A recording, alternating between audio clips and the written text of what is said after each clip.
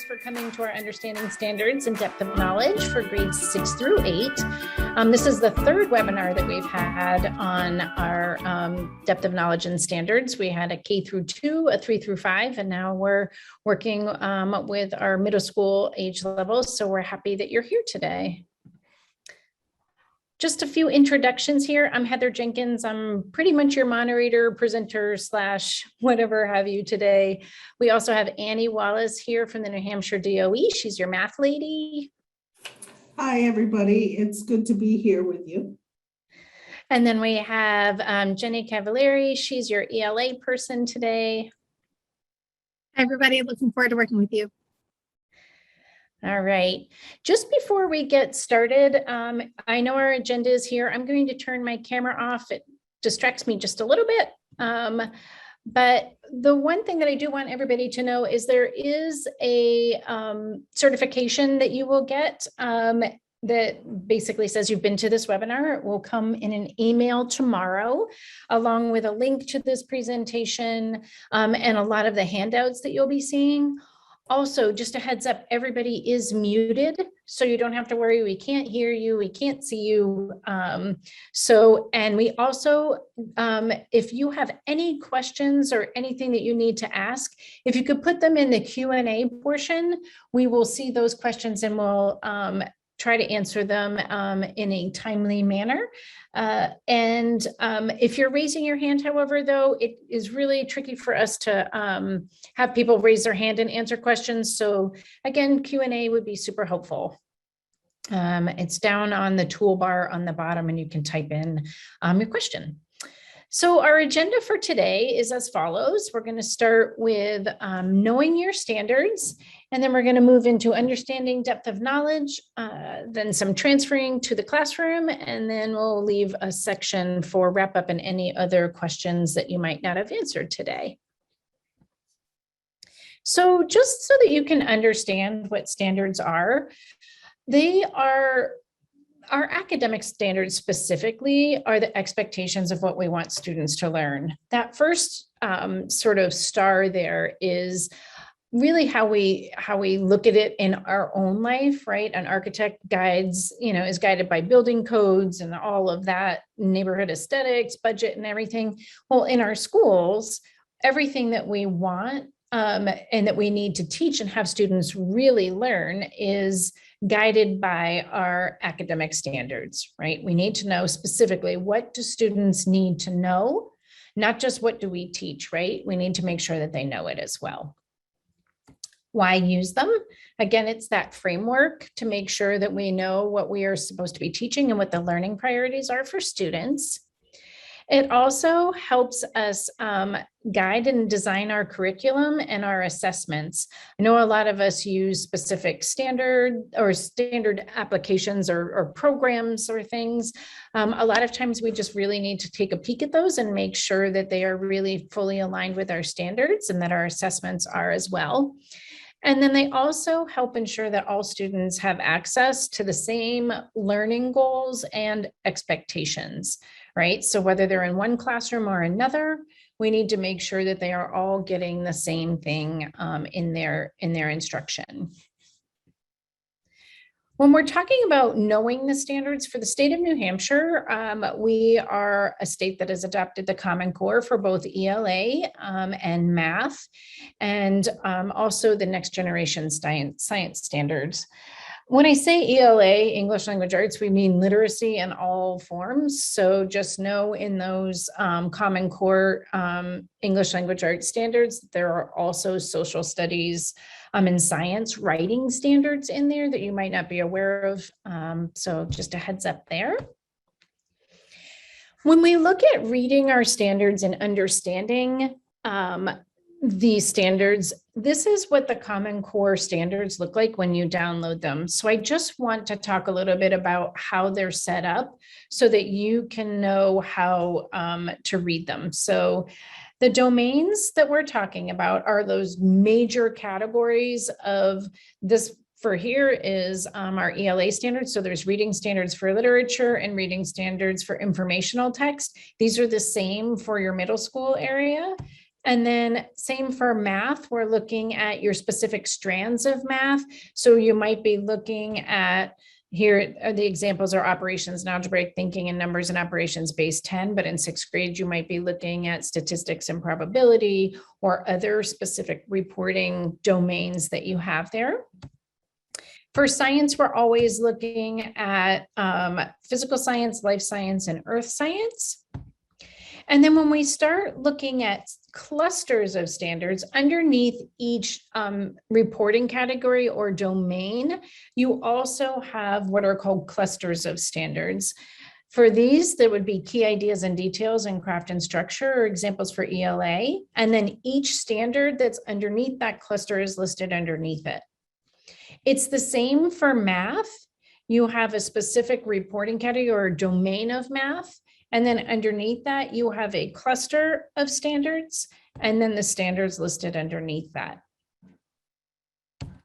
For science, your clusters underneath this just happens to be physical science. You have your specific areas, so matter and its interactions or energy. I know that they're very similar for the middle school model. The difference is that in middle school, grades 6 through 8, they're all middle school standards. So depending on your school, you deal and you work with at a specific grade level, a disciplinary core idea. So it's not necessarily directly correlated with this is 6th grade science, 7th grade science, and 8th grade science. It's all of middle school science. So the purpose of the literacy college and career readiness standards is to create an interdisciplinary literacy expectation for all students. And when the team set out to develop these standards X amount of years ago, they thought about 3 key shifts. What are the 3 things they really wanted to foster in these expectations? And the first one is a regular practice with complex texts and their academic language. This meant that skills can't be considered mastered when they're only practiced in isolation. The standards call for a staircase of increasing complexity of text that students have to read in order to be ready for college, career, and life. They require students to grow their vocabularies through a mix of conversation, direct instruction, and reading. And finally, something you purposely won't see is text names or strategies. The ELA standards are meant to be the mastery checkpoints, not the roadmaps for getting there. The what and how of the instruction is really left up to the districts and to the teachers. Next, the reading, writing, and speaking, it needs to be grounded in evidence-based text, both literary and informational. I'm sure you've heard a lot about grounded in evidence, making sure that kids are going back to the text. And this was so, teachers would focus on students' ability to read carefully and grasp information, arguments, ideas, details, based on any given text. Students must be able to analyze and synthesize what they're reading in order to present text-based claims. Sorry, that's my front door and it's the spooky sounds. And historically, many teachers have put a heavy emphasis on writing that's based on students' experience or opinions. And while sorry, that's my dog. While there is a place for this type of writing, this alone is not going to prepare your students for the rigor of college and beyond. Finally, building knowledge through content-rich nonfiction. Building background knowledge is essential to their success, and they must be constantly immersed in reading and learning about the world around them if they're going to be successful readers who are prepared for college and life. Giving stage time to nonfiction ensures that students are developing a full range of skills. And the focus also continues to shine a light on evidence-based writing, along with the ability to inform or persuade. So Heather, if you can pop to the next slide.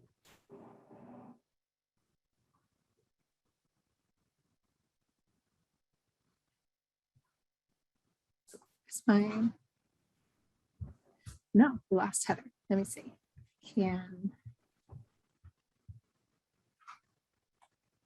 Let me see if I can share my screen.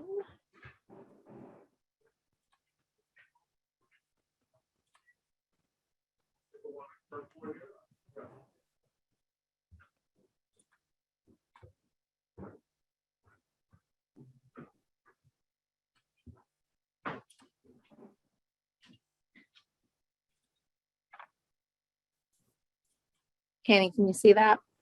Yes, I can see it. You're good. Let's see. Oh gosh, we're so far in the wrong zone. Sorry, my presentation was not in the same place as Heather's. Life is always interesting. So. I know. Gosh, it's always something, right? Always.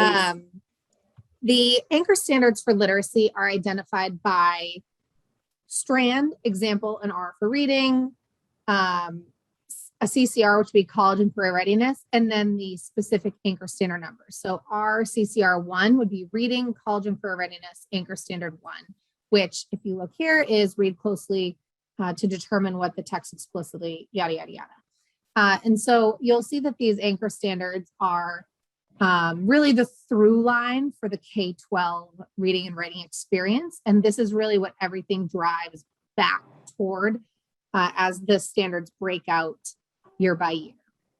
And you'll see the same for writing. It's the same 10 anchor standards that are the through line across all writing K-12. The individual standards are identified again by the strand, grade, and the number. And oops, I'm sorry. And so here is a progression that you can see. And this progression is going to give you an idea of where your students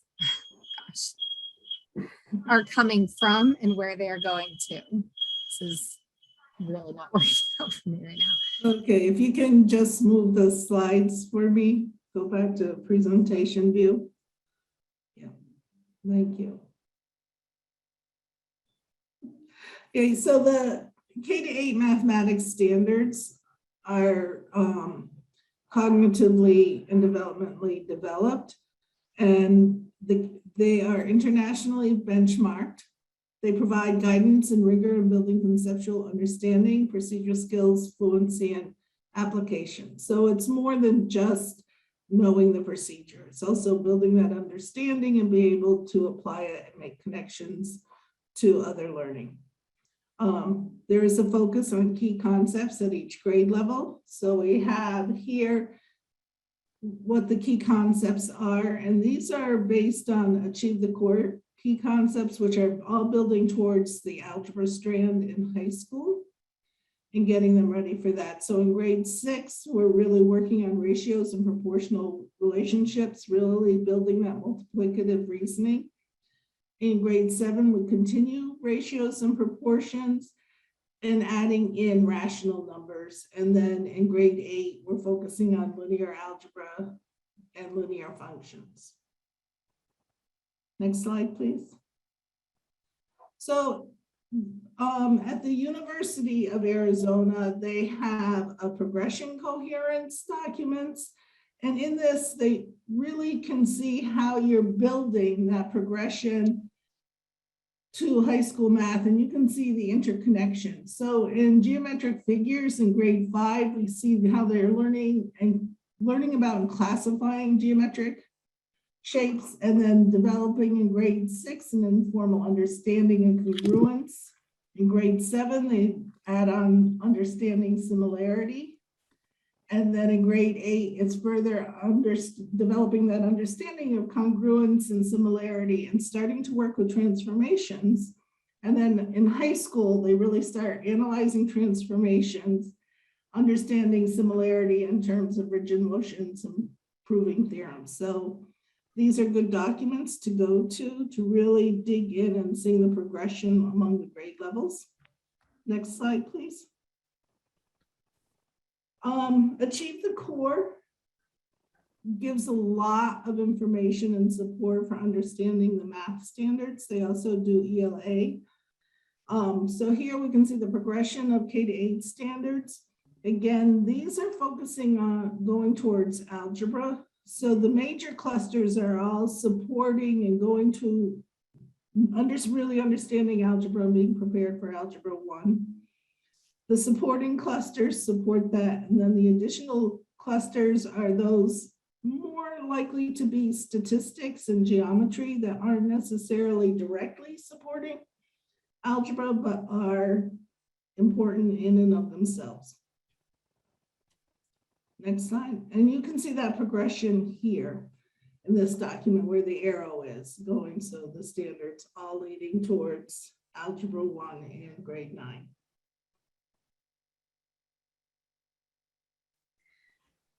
All right. Sorry, ladies. I don't know what happened to my computer. It just completely locked up. So I appreciate, Jenny, you taking over here a little bit. And Annie as well. The next portion that we were looking at are the progression of standards for the next generation science standards. This particular, I know that everybody's aware of the NGSS website. This particular website is the nsta.org website. We really like this website to be able to really look at and dive into what your middle school standards are. If you click on that little link on the bottom, it should bring us to that particular website. And so what happens is you scroll down, and if you click on that middle school tab in the middle of the page, yep, then this shows all of your middle school topics. And if you click on any of these here, it just opens up a particular page. It tells you what the performance expectations are, and you can get into those. Or if you scroll down towards the bottom, all of your cross-cutting skills and all of that. There's some planning and everything down towards the bottom. It's just a different way to look at the next generation science standards that we thought was really helpful for specifically for science teachers.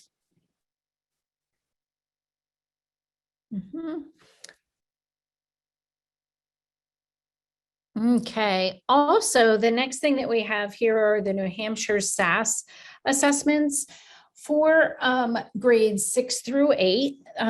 We also have our what are called performance level descriptors and some writing rubrics and some modular assessments that are on the New Hampshire SAS portal. They go directly with the New Hampshire SAS summative assessments. And the first one I want to talk about here is what are called their performance level descriptors. So if you go on to the next page here, this is what they're called PLDs. They're located right on the resource areas of the portal. They're rubrics that align to Common Core and the NGSS standards, and they align to the proficiency levels. So they'll show you what skills students are doing at a level 1, 2, 3, or 4, and they're for ELA, math, and science. So there's some examples that are coming up here. If you scroll to the next, yep. So this just happens to be a math example. This is grade 7. Any of them are set up this way. There's ELA, like I said, math and science. On the left-hand side, you will see that there are some standards listed. So 7, ratios and proportions, 1. That specific standard, you can see what a level 1 student, a level 2, a level 3, or a level 4 student is doing for that proficiency level. So it really just helps you look at your standards a little bit differently and in relation to what a specific level of proficiency is. These are the middle school science PLDs, and it has to do with each particular topic area and what a level 2, 3, or 4 student is doing at that specific, for that specific area of science. I think the first one was the ELA one, so just know they're all there. They are all in the handouts that will be available to you. I know that there were a couple of questions about the certificate and this PowerPoint presentation. They, yes, will be in the folder that you get via email tomorrow, so you should be good to go. Same thing with these New Hampshire SAS writing rubrics. For those of you who teach writing, they have rubrics that are grades 6 through 11. They have argumentation and they also have opinion writing rubrics. I guess the rule of thumb here for me would be don't get rid of your current rating rubrics, but just check them against these and just make sure you're covering all of your bases. But it just helps you see what students are doing for your purpose and organization and evidence and elaboration, and what they might need to be doing for conventions. So those rating rubrics, again, right on the resource page, but they will be in the folder that you'll be getting tomorrow. And then I wanted to point you in the direction, and we really feel like a great way for people to dig into their standards and really truly understand their standards are the New Hampshire SAS Modular Assessments. These are Common Core aligned. They are also aligned with the New Hampshire SAS Summative Assessments. So they're really great ways to have students be able to do online assessments that mimic what is done for the New Hampshire SAS Summatives. This particular page just shows you all of the different modular assessments that are available for grades 6 through 8. So you can see for reading and writing, and then all of your topic areas or your reporting categories for math are in the green there, and then the same for science. And then, so basically, what are they? So again, they mimic the New Hampshire SAS summative questions, and they're shorter, and they're you can do them periodically throughout the year. They're not just at the end of the year. All students get the same questions on these assessments, so it's really good to be able to target which specific skills students are getting and which they are not. They're 100% based on the Common Core, just like the summative assessments. And they're based on those standard domains, like the graphic that you saw on the page before this. You have a specific, what we call for New Hampshire SAS, a reporting category, or a type of reading informational text, or reading literature. For math, again, your ratios and proportions, or statistics and probability. So you can match them up with your specific units. And again, you can administer them at any time throughout the year. And sort of one of the things that you can also do is you can look at your specific grade level, or you can look at a grade level that's more appropriate for your students. Just so you know, for you science teachers, if you teach grade 6 or 7 science, your modular assessments, when you get into the portal for the New Hampshire SAS portal, they're listed under 8th grade because that's the year that it is tested, is in 8th grade, but they are still on 6th and 7th and 8th grade topics. So you would just look under 8th grade for those. And they are one of the best ways for teachers to be able to gain a deeper understanding of your standards and the depth of knowledge that students need to be successful on those skills. So this is just a general page, sort of a synopsis of what some of the things that we've just talked about, with the links to those particular websites so that you can check them out a little bit later. The next section that we're going to go into is talking about depth of knowledge, or what folks are starting to hear as DOK. So we're going to move right into that section.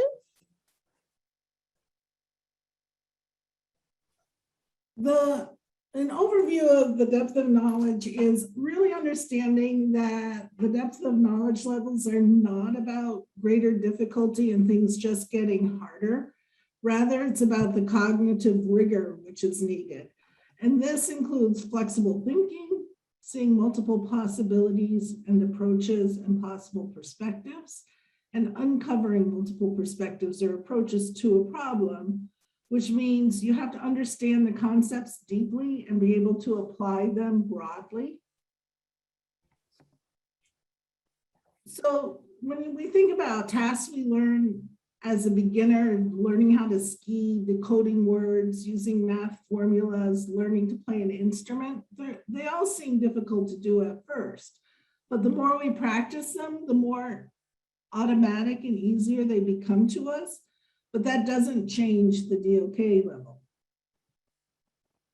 So the more complex a task is, DOK 3 or 4, It requires students to apply these memorized or internalized skills and concepts in new and more complex tasks. So this is similar to being on an athletic team or practicing skills such as dribbling, passing, etc., before they use them in multiple ways in an actual game. So depth of knowledge is not a hierarchy. So in reality, the tasks at the lower DOK levels, we can't skip over. We really need them.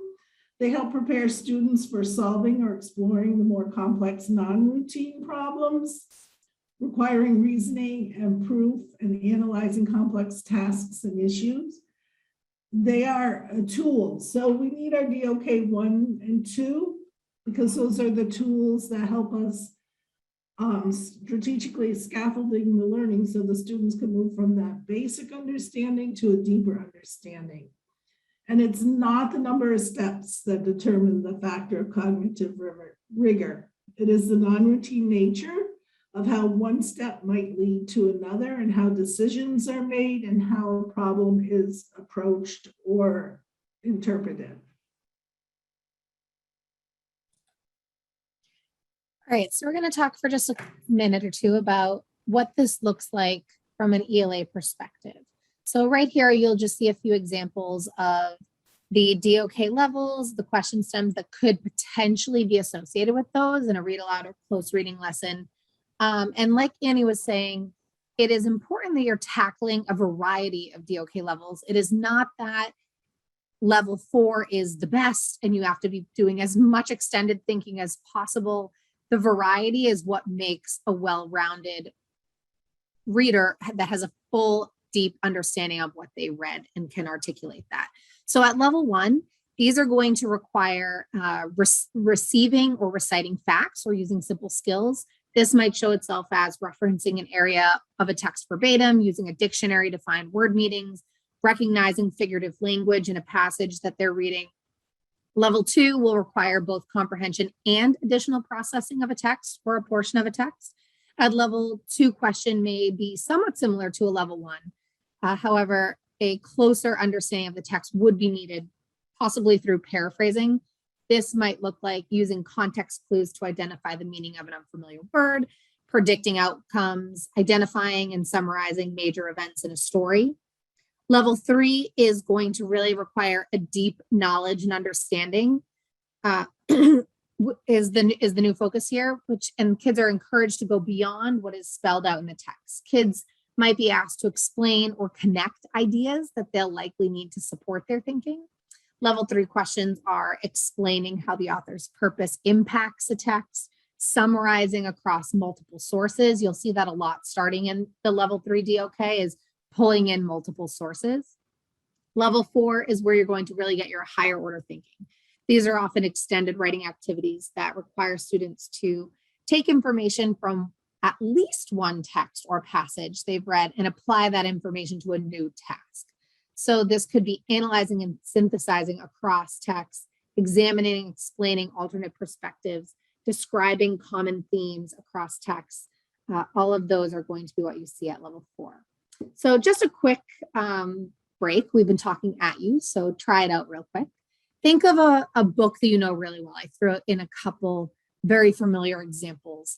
And on the next slide, I'm going to put up the Dok Alignment tool, which was created by Dr. Norman Webb, who is the mastermind behind the Dok levels. And just choose one of the Dok levels and write or align a question or task to that book that you have circling around in your mind. I'm just going to give you 1 minute.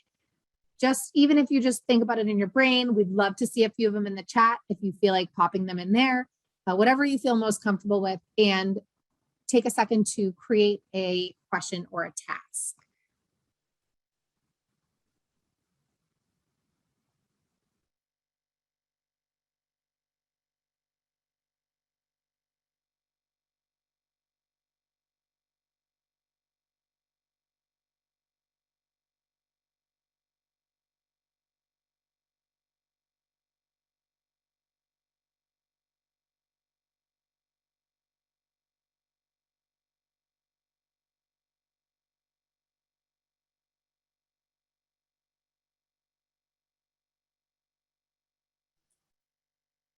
Okay, we can see a similar approach in mathematics. So if you want to type in quickly into the chart, which question do you see as DOK1, which is DOK2, and which is DOK3?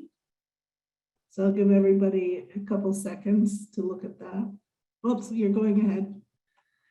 Okay, so if we take a look at this, we can see that B is DOK1. Find the surface area of a rectangular prism that measures 3 units by 4 units by 5 units. So everything's given to you, and you've probably been told and showed the formula.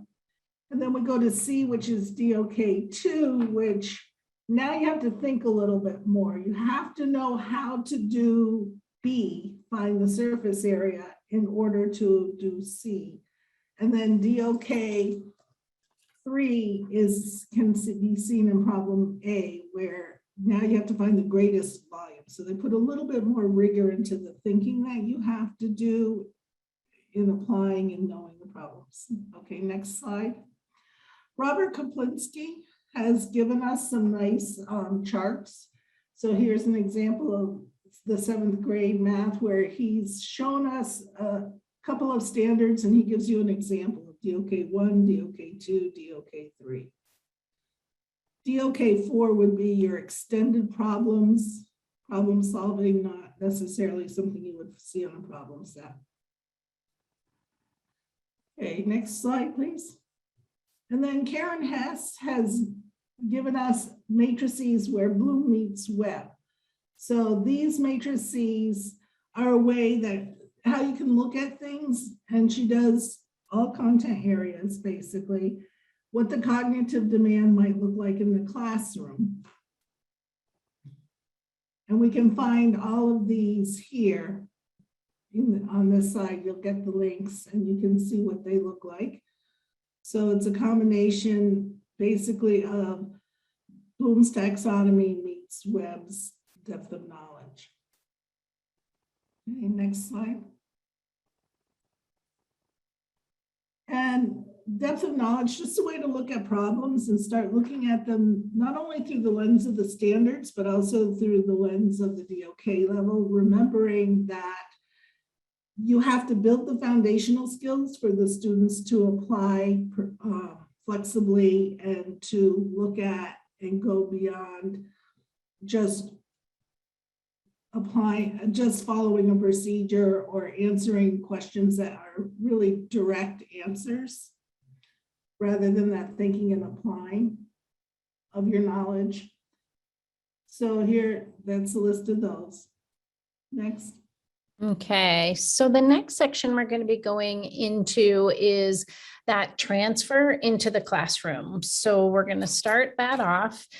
When we talk about transferring things into the classroom, this is just a graphic that we put in here. That's basically, the synopsis is we need to make things visual in our classroom and visible so that students understand what they are going to be learning. So when teaching and learning is really visible and we tell students, this is what you're going to be learning today, and this is how you are going to apply this in your learning, they have higher levels of achievement. This is John Hattie. Anything that has to do with student learning and having students really truly understand the purpose of their learning, he's your guy. He's done a ton of studies on it. So this was just a graphic to be able to make sure that we're really looking at and clear about what our objectives are. So visible learning, what is that? One of the things that you need to understand about it is it has the biggest effect on student learning, right? The fact that we are clear into what students are going to learn and the ways that they can achieve that learning. So learning targets, objectives, and all of that has to do with the students being able to really apply that to their student success criteria. What does that mean for me and my learning in this classroom? So the key is not just listing your learning targets, but having students understand how they're learning and what those objectives are equal the success in their classroom. Like Heather was saying a minute ago, when you talk about student success, I'm sure you're all familiar with writing learning targets and using the standards to help drive your instruction. I can do X, Y, and Z, but the student success criteria really is driving towards making kids accountable for what they're learning and reframing the way that you're talking about the standards and talking about what is expected of kids, so that the onus is now on the students to do the learning. I know I'm successful when I can X, Y, and Z. Just that minor mindset shift is really going to help your students digest and understand what the expectation is for them. So in mathematics, it's very similar. So here's an example from the Pythagorean theorem, which is a cluster of 3 8th grade standards. But I can lets the students know what they're going on and expected to learn in that class. And then we can take and support student ownership more by taking the I can statements and directing it more inwardly at the student. I know that I am successful when. So it's allowing students to say, oh, when I can do this and this and this, then I know I've met proficiency at those standards. However, and it also lets them take a look at saying, oh, I can do this and this, and I'm still learning about this and this. So it gives them a direction for their own learning and to acknowledge that they are active participants in it. And then transferring this to the classroom, it goes beyond just listing them on the board, saying, I can do this, I can do this, I can do this. So you can add it onto homework class worksheets, discuss it in the classroom. And so here's an example of a classwork or homework paper. Something that you'll also hear a lot about is student checklists. So again, bringing those standards to life in your classroom in a way that you really understand what you're teaching, when you're teaching it, who's getting it, who's not. This is just going to be a simple way that you can keep track of the path that you're taking towards the end of your benchmarks. So making sure that, you know, everyone might assume X, Y, and Z standard is being taught in lesson 5, but going back to lesson 5, did I teach this? Did kids get it? Did we do an assessment on it? Do we need to reassess on it? Any notes on any kids along the way? Just giving yourself the chance to collect all of those thoughts in one place. And here's an example of a math checklist, and this will be in the handouts. So there's a course competency that's more aligned to grade levels than our model competencies are at the moment. And then along in kind of that unit, here are possible skills. You know, here are the standards, and then here are the skills that go with those standards. And you can kind of, as a teacher, you can check off and say, okay, my students are here, and this is what we still need to plan for, or how, these are things I may need to scaffold previous knowledge in for. You can also allow the students can see it as a way for them to see where their proficiency is and what they're working on and what the unit is on and what they'll be learning. So it can be used for a variety of purposes.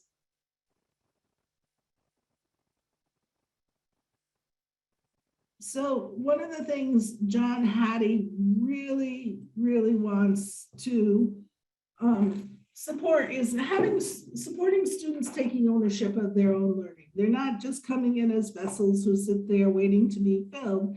It's their actions and their interests, and they're taking the knowledge and skills that you are helping to provide and facilitate their learning into their own application and planning. So through triangulation of data, we should be able to construct a more accurate picture of where each student is.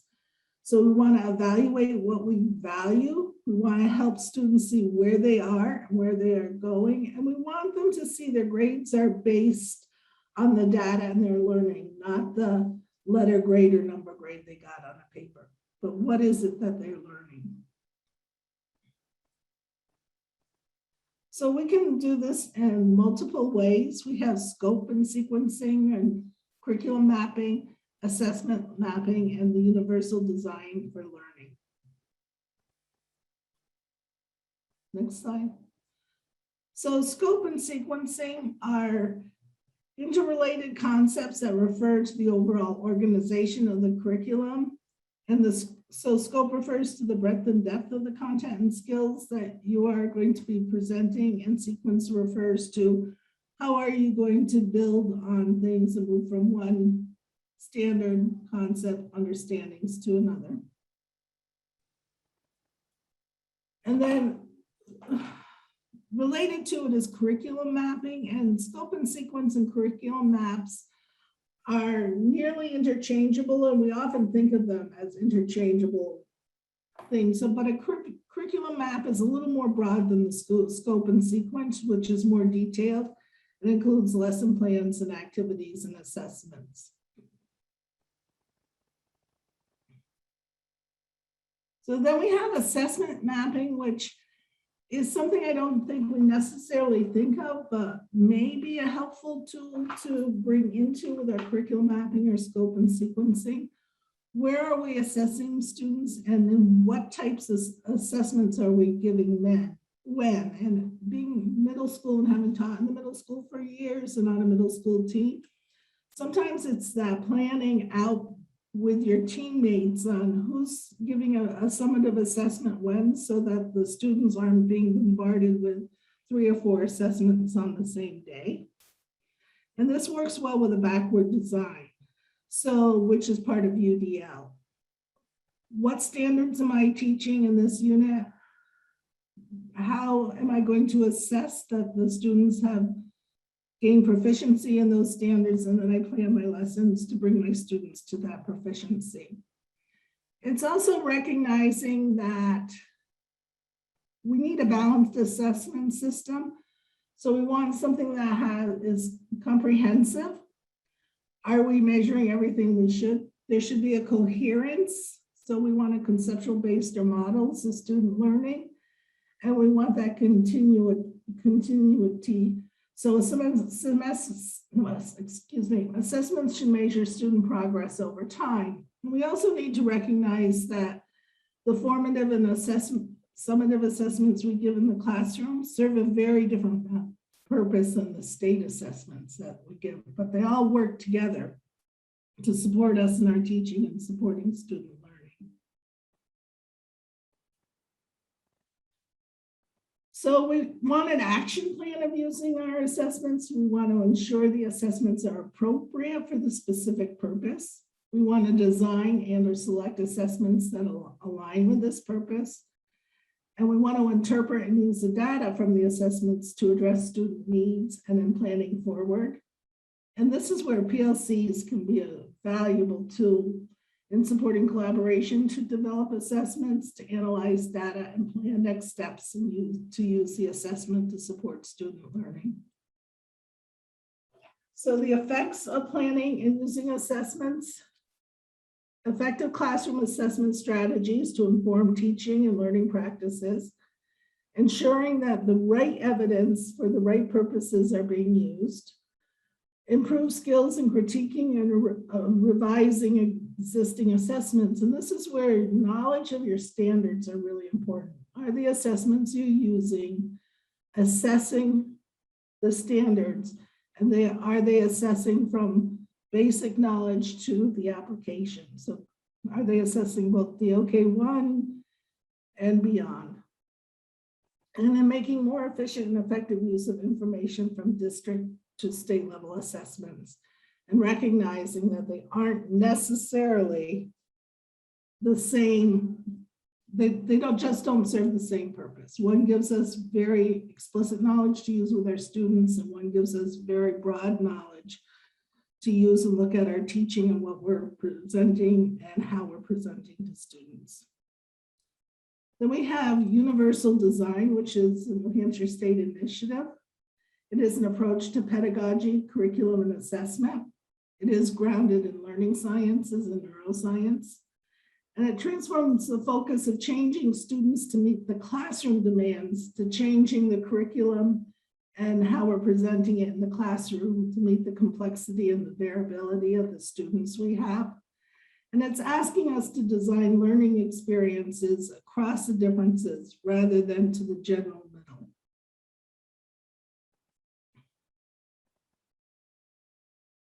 Whoops, I skipped this. So here we can see, this is from CAST, which has done a lot of work with UDL, and we have paired up in the state with them. But things to consider when we're looking at universal design. What is the engagement? How are we representing things? And what are the actions and expressions? So it works well with backward designs. What do we want our students to learn? And then how are we going to get them there? And this next document gives us a way to get started with the universal design. If we're not used to working with it or thinking about it. So what are our learning goals and objectives? What will that evidence be that for that learning, and how and what will I use to get my students there? And it's also allowing the students to see what is the goal of their learning. Are there intentional and flexible options for all students to use and for students to have access to the resources, the materials, and the lessons? And it helps students to build and internalize their own learning. Next. Okay, so the next thing that we were wanting to make sure that you are aware of is what's called the Lexington Quantile Hub. This is a specific site. It is sponsored by the DOE, so it is free for New Hampshire educators. And what it is, it's an online platform. And it can be used for educators, parents, students, mostly for educators in the way that I've looked at it. And it has a lot of reading and math tools that are on there. So obviously the Lexile is reading, Quantile level is math. Maybe some of you middle school teachers, and I know maybe some high school teachers as well, have been looking a little bit more at Quantile level for math, but it's a relatively new concept, I feel like, and it's an indicator. It's on the New Hampshire SAS summative assessments for the quantile levels when they do math, and it's basically indicating how well a student understands mathematical concepts. Obviously, Lexile level is for the reading concepts, but for this website, the really great thing about it is it breaks out the quantile and Lexile levels, just like the New Hampshire SAS, but it will give you a lot of resources for math and specifically related to standards. So if we look at the next slide here, this is what the Lexile tools look like. So you're able to find books, you're able to look at the grade level charts. There's a little analyzer. There's a growth planner for getting students to where they need for college and career ready. It's got a database for upper level students that is a career database. It has a ton of word lists and a Lexile measures progress manager. So there's a lot of Lexile tools. The Quantile tools are a little bit different. So if you go on to that next, this is, there's a lot of different tools here, but the main tool that I like here is what's called the teacher assistant. And I'll just explain that just a little bit here. The teacher assistant, you're able to type in a specific standard and you are able to see what skills are necessary for students to be able to understand that standard. And what it does is it breaks it out into 3 categories. There are the skills that they need to be able to understand that particular standard, but then it also shows prerequisite skills. So if your students aren't getting those standards, what they need, what the prerequisite skills are. And then there's also another category that are the sort of impending skills, like what comes next. So depending on what level of student you have with a specific standard, you could see what they need to be learning now, or maybe what they need a little bit of a refresher on to be able to get where they need to go, or if they already have it, where they can go from there. And as you click on each one of the skills have specific examples and resources, whether it be a video that's attached to it or an activity that you can do for kids to be able to really hone in and understand those skills. So it's a really great sort of culmination of a lot of different information that is directly mapped to the specific math standards. It's a little bit different for the Lexile tools, but that's the specific quantile tool that I find really helpful to math teachers. I will say that with a caveat of, just like anything else, not all resources are created equal. So you'll have to pick through and see what you might be able to use in your classroom to be able to hone in on specific standards and skills for math. The next slide just shows a little bit, if you were to click on either one of these, which I'm not sure we have time now, but there's the Lexile Quantile Hub. It will bring you right to that website. You can sign up. You just put in a username and password, again, free for New Hampshire educators. And then there's also a Lexile and Quantile measure portion on the New Hampshire DOE website. And if you were to click on that square, once you get this presentation, it will bring you right to that particular portion of the New Hampshire Department of Education's Lexile and Quantile measures portion of their website. The last little bit here is just the wrap up and any sort of additional questions you might have. I just kind of peeked at the chat to see if there was anything that might need to be answered. Annie looks like she's going to answer that question for you for what the exact link is for that. It's right in the presentation, but we'll put it. Right. That's what I was going to say. It's right in the presentation. And then if you go to the search function on the DOE website and put in Lexile Quantile Hub or Metametrics, it should come right up. Yeah, and it's literally hub.lexile.com. So I'm going to actually paste it right in the chat for you so that you can have it. So.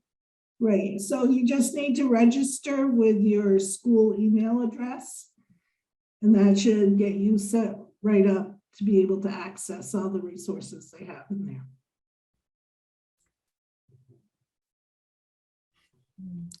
Okay. And I think I put that not to everyone, so there we go. All right, last thing that we have here is we have some other upcoming workshops and webinars. We've been working through our PLC series of webinars. The second one of those webinars is coming up on Thursday of this week. We have one other Understanding Standards and Depth of Knowledge webinar for grades 9 through 12. So if you know some folks that are high school teachers, you can send them that way for the November 3rd date. And other than that, once you log off of this particular webinar, you'll be coming up with a survey. We would love your feedback. It's a quick 4-question survey that will pop up. And we really have used the responses that we've gotten from the first couple of these webinars to make sure to incorporate what folks are really looking for and tweak it and make it better. So we're always looking for ways to improve. So we appreciate any feedback you can give us. And then the last slide here is just our general information. I'm Heather Jenkins. We also have Tammy Hilton. I'm sort of the math person at the at Demonstrated Success. We have Tammy Hilton. So her email is included here. She's more of the ELA and literacy person. And then again, Annie from the state, who's math, and Jenny, who is ELA. Let's see, it looks like we have, okay. Annie's. All right. There was a question about a science consultant by a specific person. There is no science person at the New Hampshire DOE right now. It's pretty similar, I would say, with demonstrated success. We're always looking for people who are really well versed in science to be able to join the DOE or our team. So we're still on the lookout for those folks. So sorry about that for you science folks. I know it looks like Annie might be able to help support some science, but I know that and you can correct me if I'm wrong, Annie or Jenny, I believe it's an open position at the New Hampshire Department of Education right now. It is, and I can definitely help support the science to some extent, and I can reach out and find people to further help you. If I'm not able to help, I can reach out and find somebody to help. Great. All right. Well, that's what we have for today. We'll stay on for another maybe minute just in case some other questions pop up. But again, thank you so much for joining us today. We appreciate it.